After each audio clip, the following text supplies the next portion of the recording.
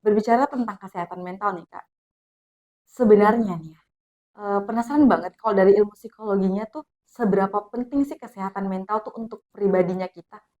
Kesehatan mental itu kan merupakan kondisi di mana kita dapat mengelola emosi, terus Mhm. mengelola tekanan dalam kehidupan, mampu menjalankan segala aktivitas itu dengan normal. Tapi kalau misalnya kondisi kesehatan mental kita terganggu, otomatis kita nggak bisa jadi orang yang produktif. Kita jadi lebih suka ngurung diri, dan juga Ya, itu gimana ya? Seseorang yang nggak bisa produktif, otomatis bakal berpengaruh terhadap masa depan dia.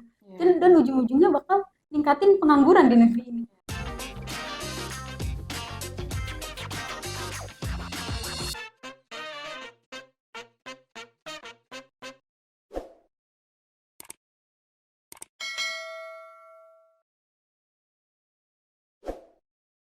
Assalamualaikum warahmatullahi wabarakatuh.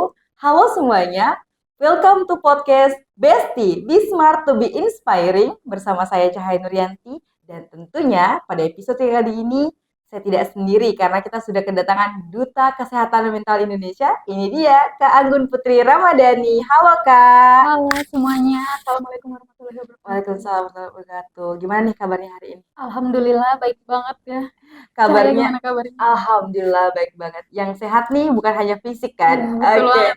Oke, seneng banget ya karena kita kedatangan duta kesehatan mental dan pastinya kita akan bahas tentang isu kesehatan mental dan yang pertama menarik banget. Gimana sih Kak sekarang isu kesehatan mental di Indonesia?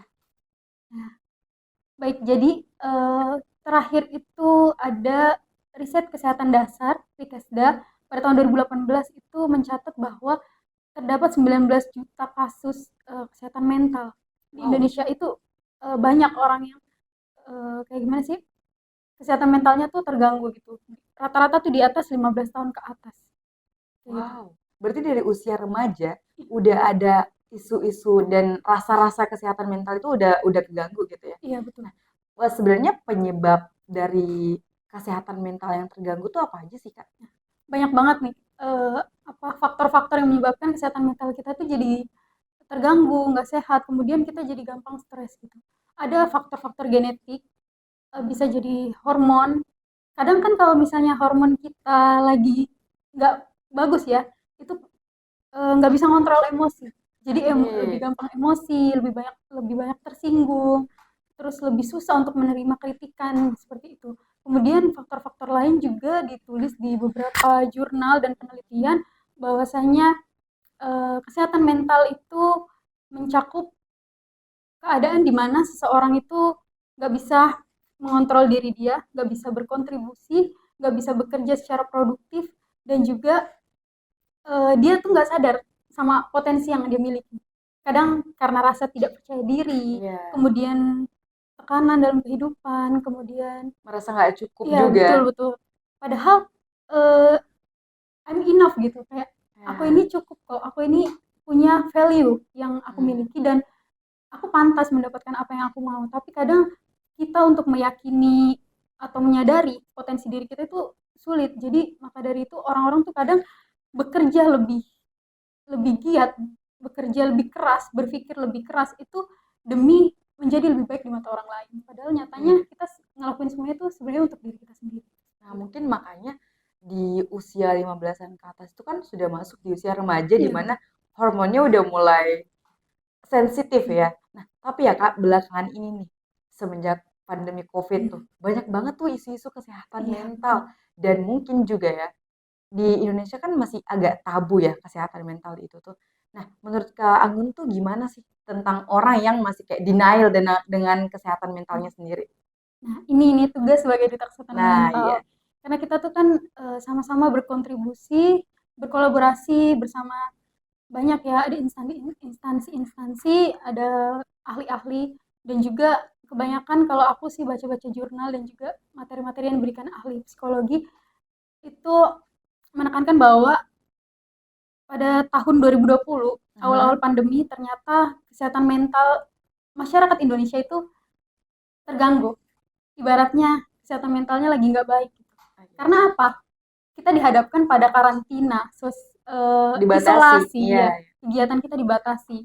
Terus pengangguran juga meningkat Iya, karena orang-orang banyak yang di PHK iya kayak betul. gitu.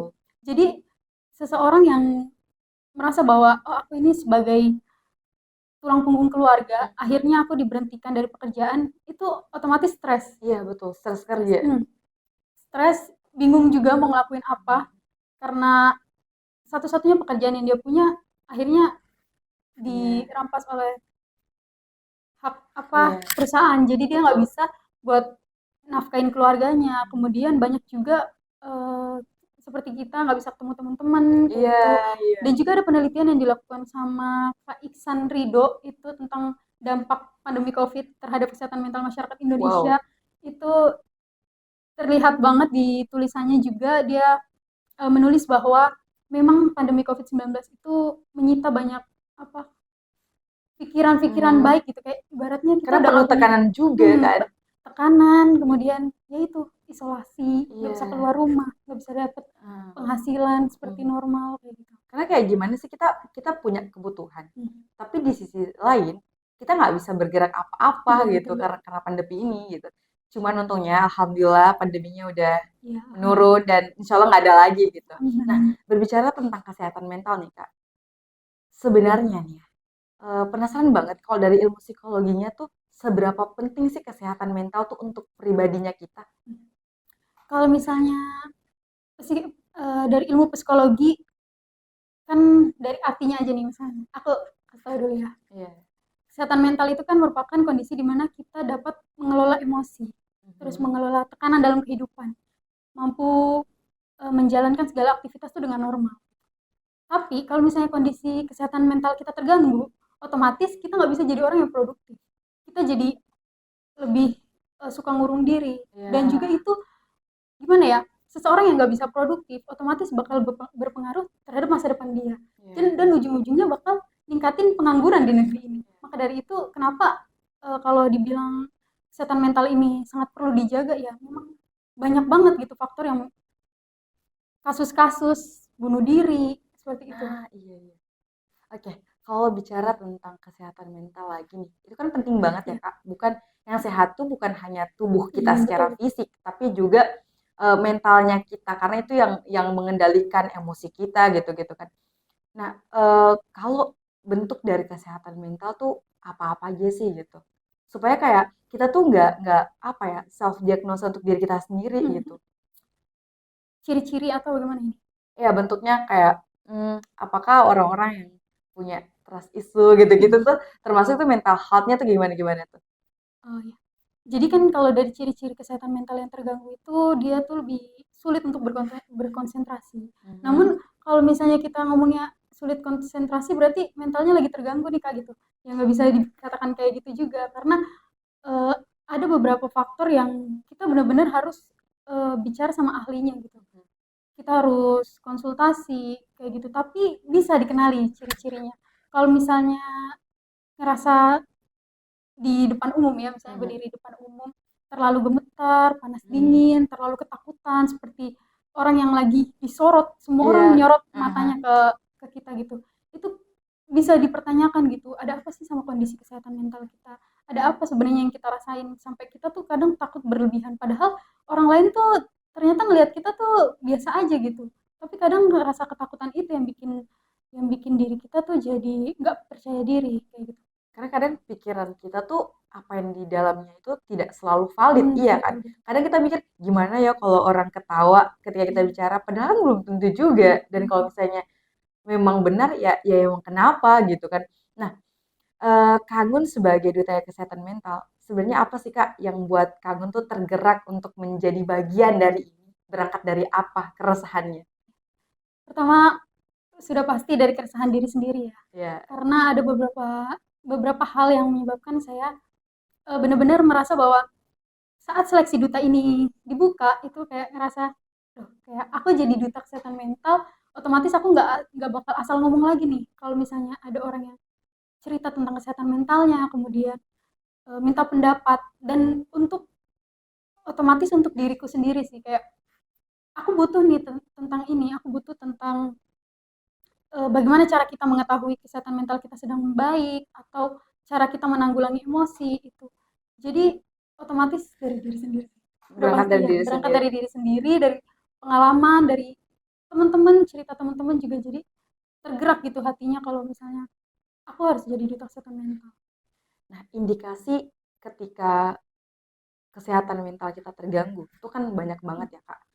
Mulai dari toxic people, Nah, terus betul. lingkungan kita yang nggak mendukung, nggak support, bahkan sampai banyak orang yang merasakan mentalnya terganggu tuh karena dari kecil dia tumbuh dengan sikap lingkungannya nggak baik, termasuk pembulian.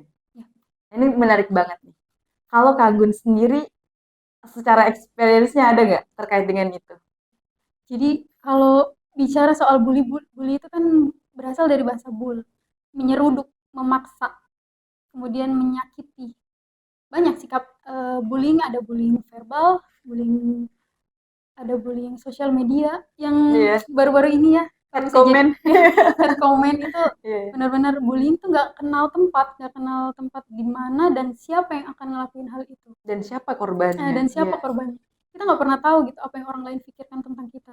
Dan juga eh, bullying ini menurut aku tuh benar-benar ngerusak generasi penerus bangsa. Karena apa? Kalau misalnya kita jadi salah satu korban bully atau bahkan jadi pelaku bully, kadang kita tuh kalau jadi korban kita tuh merasa takut gitu buat speak up. Nah, Padahal nyatanya nggak ada orang yang berhak gitu buat ngambil hak milik kita. Nggak ada orang yang berhak buat nyakitin hati kita, nggak ada orang yang berhak buat nyakitin fisik kita selain diri kita sendiri. Dan kalau bisa jangan, diri kita sendiri pun jangan. Kadang orang yang kesehatan mentalnya sedang terganggu itu lebih suka menyakiti diri dia sendiri dengan menggunting-gunting rambut, mensilet-silet tangan, ya iya. sering banget kan ya. Atau yang bahkan paling parah dan paling fatal adalah bunuh diri. Wow. Ya, tapi nih ya Kak, eh, pembulian itu tuh nggak bisa kita Ya, elakkan gitu loh. betul, Kita nggak bisa milih mau jadi korban atau pelaku, iya kan? betul. Karena situasi itu tuh kita dihadapkan tiba-tiba dan kita kadang kita juga secara mental tuh nggak siap dengan itu gitu. Kalau Kak Gun sendiri pernah nggak ada kejadian yang aduh, miris gitu dalam hidup tentang itu? Jadi iya betul, aku juga pernah menjadi salah satu korban bullying, itu Aduh, nggak enak banget sih rasanya ya, ya, hidup di dalam tekanan, terus kita seakan-akan hidup di mana ada orang lain yang selalu menyorot kita, nah ya, dia selalu ngincer gitu, kayak orang yang ngebully itu kan orang yang ngerasa kalau dia tuh punya badan yang lebih besar mungkin. power Dia lebih ya besar, dia punya ya, power yang lebih besar dan juga dia ngerasa bahwa kalau aku ngelakuin ini ke dia, dia nggak akan berani buat ngeberontak. ya ngelawan, ya, Dia nggak akan berani buat ngelawan. Jadi itu dia ngelakuin hal-hal tersebut yang bikin kita ngerasa bahwa aku juga nggak bisa nolak permintaan dia kayak karena mungkin kalau misalnya bullying kalau aku yang aku rasain tuh bullying secara fisik ya di adalah beberapa iya, sek apa kejadian di mana celana aku tuh diprosotin. udah parah Ya, banget. parah banget itu dan juga kepala itu sering ditoyor-toyor. Wow, Padahal kepala itu bagi orang Jawa itu satu hal yang sakral. iya, Ya, satu hal yang sakral. Gak boleh sembarangan orang megang kepala kita. Tapi kalaupun kita ngeberontak, aku sudah pernah ngeberontak juga, tapi nyatanya tetap kita akan kalah. Karena mereka nggak cuma satu dua orang, tapi ngajak teman-temannya juga. nah itu tuh. Nah, cara Kak Anggun akhirnya bangkit dari itu, karena gini loh Kak, saya juga pribadi pernah merasakan itu dan sedang merasakan Ya, korban dari bullying itu. Kita tuh kadang kayak kurang punya power karena mereka tuh segerombolan gitu loh. Dalam artian kita nggak siap menghadapi mereka. Nah, tapi kita juga nggak bisa milih ya. apakah orang-orang itu tetap ada atau enggak gitu. Gimana sih sebenarnya cara yang paling jitu untuk kita tetap bertahan ketika mungkin lingkungan kita tuh nggak baik. Nah, ini masuknya lebih kepada toxic people nih. Ya. Jadi kalau cara aku buat ngadepin toxic toxic people tuh pertama jangan takut buat pergi. Jangan takut Wow. buat milih.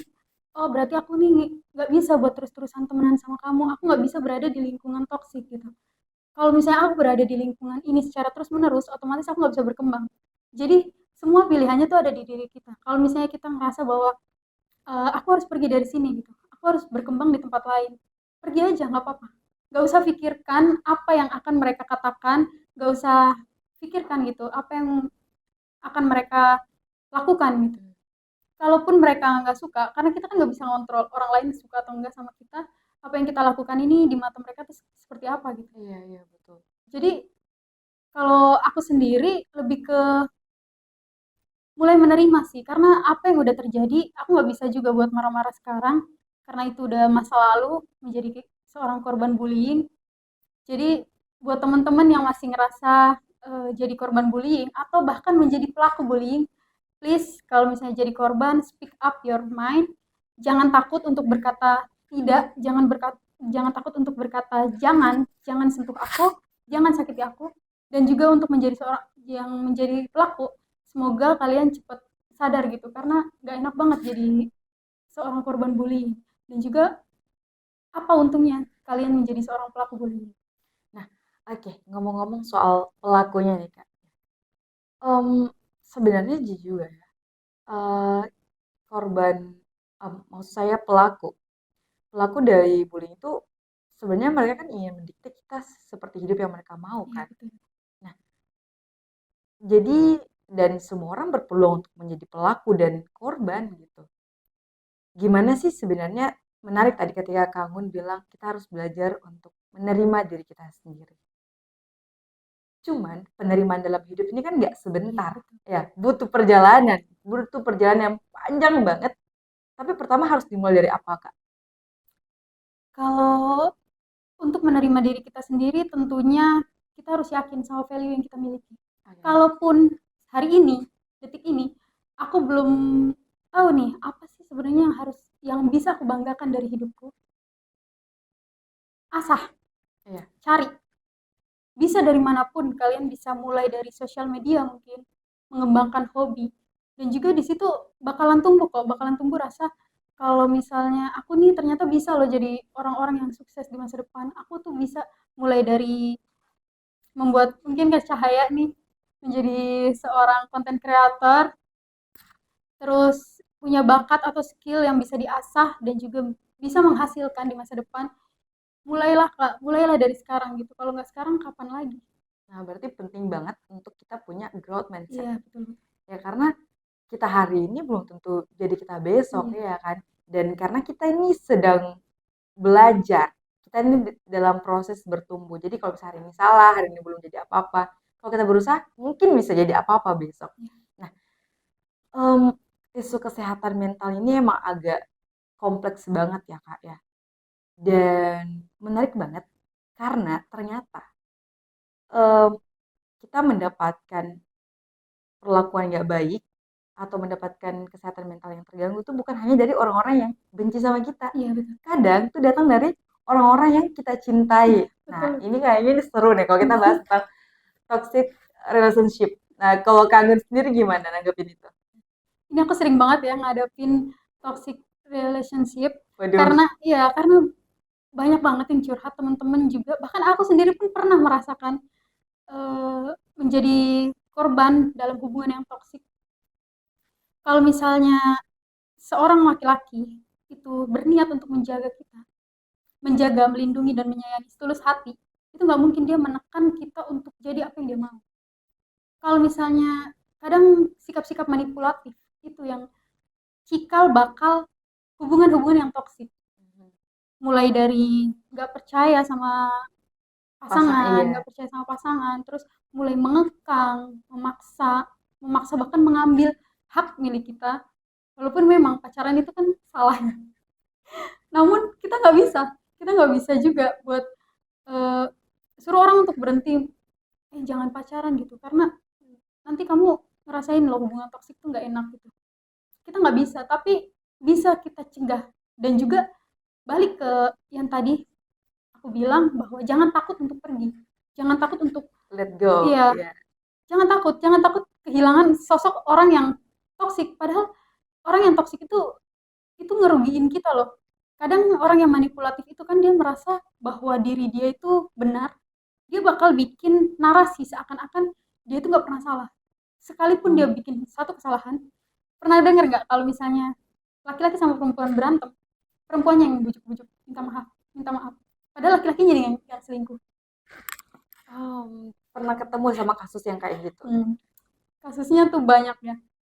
Dan juga temanku juga pernah menjadi salah satu korban toxic relationship.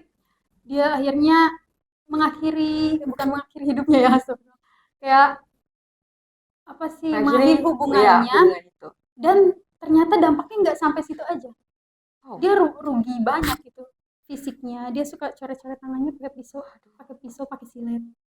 Aku nggak akan sebut orangnya di sini, tapi iya aku udah ya. izin sama dia. Nah, ya seru banget nih. Maksud saya tuh nggak banyak orang yang mau bicara tentang dirinya sendiri, Betul. ya kan? Karena ketika kita bicara tentang diri kita sendiri, kadang tuh kita merasa kayak, aduh, merasa terancam gitu kan. Tapi setiap orang tuh kan punya lukanya masing-masing, betul kan? Betul, betul. Dan setiap dari kita tuh punya traumanya masing-masing, punya perjalanannya itu masing-masing. Nah, eh, sebenarnya sih Kak, kalau misalnya kita berhubungan sosial sama orang gitu ya, berinteraksi sosial, gimana sih cara kita nanggepin orang-orang yang suka sendiri? Ini mungkin ada kaitannya dengan dia punya kepribadian introvert atau ekstrovert. Nah ini nih, sebenarnya itu orang-orang yang suka sendiri tadi, itu secara psikologinya dikaji apakah memang mereka punya kesehatan mental yang terganggu, ataukah memang karena dia punya kepribadian introvert. Jadi introvert pun kita nggak bisa bilang kalau Iya, kamu sendirian, kamu introvert ya, iya nggak gitu, bisa. itu dia, itu dia. Jadi kalau dari segi psikologi yang aku pelajari ya, mungkin ini nanti bisa jadi catatan juga. Iya, Orang yang suka sendiri itu memang dari diri dia, dia pengen sendiri gitu. iya betul. Kadang kalau kondisi mental kita lagi keganggu atau lagi stres ya, mungkin itu sendiri itu cara terbaik buat nenangin diri. Kalau kita ketemu dengan orang lain saat mental kita sedang nggak sehat, itu justru bakal bikin satu masalah baru. Karena apa? Stres itu kan sebenarnya datang dari masalah-masalah yang bertumpuk secara bersamaan. Iya, Akhirnya otak tuh ngerasa bahwa aku nggak bisa nih Anggun gitu, aku nggak bisa nih iya. nanggulangin semua masalah kamu gitu. Coba kamu bantuin. Akhirnya stres, asam lambung naik. Gitu. Aduh, tuh. Dan kalau aku sendiri pribadi, mungkin teman-teman semua juga merasakan bahwa kalau misalnya lagi stres tuh enak banget tuh duduk sendiri, dengerin musik gitu. Walaupun memang kita juga kadang butuh sosok orang lain untuk menjadi pendengar, menjadi teman saat kita lagi stres, lagi Hmm. sendiri gitu. Tapi ya Kak, saya pernah baca itu artikel bahwa kita tuh tidak bisa mendiagnosa atau melabeli diri kita. Kita tuh introvert atau extrovert Hmm. dengan dalih bahwa kalau saya tuh introvert jadi saya nggak pede gitu. Hmm. Saya tuh extrovert jadi saya butuh orang terus gitu. Nggak juga, karena ternyata bahwa kepribadian diri kita tuh berkembang. Hmm. Betul.